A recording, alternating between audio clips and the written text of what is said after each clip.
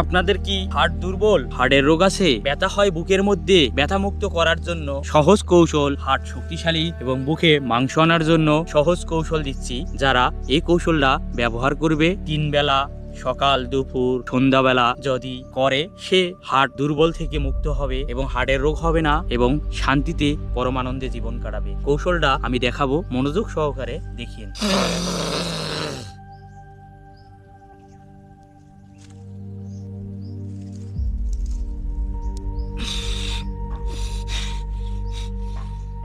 মুখের কাজ খাওয়া, নাকের কাজ নিঃশ্বাস নেওয়া।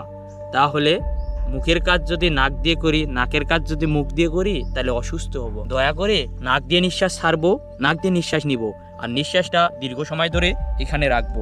রাখার কারণে হাড়টা জাম লাগবে এবং ধীরে ধীরে খুলে দিবে, শক্তিশালী হবে। এই জন্য এই কৌশলটা প্রতিনিয়ত ব্যবহার করবেন। যতবার ইচ্ছা যে পারে সময় দিতে পারে ততবারই করবেন, হাড় শক্তিশালী হবে। আবার দেখাচ্ছি।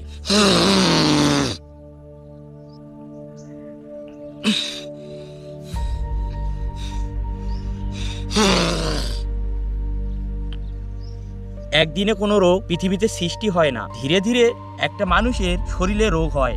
এই জন্য আমি যে কৌশলগুলো দিচ্ছি, এগুলো যদি প্রতিনিয়ত একটা মানুষ ব্যবহার করে, সেই মানুষটি পূর্ণাঙ্গ সুস্থ হবে। মূলত আপনাদেরকে আমি কিছু দেওয়ার জন্য বলি, পাওয়ার জন্য না। দয়া করে এই কৌশলগুলো ব্যবহার করবেন, সুস্থ থাকবেন।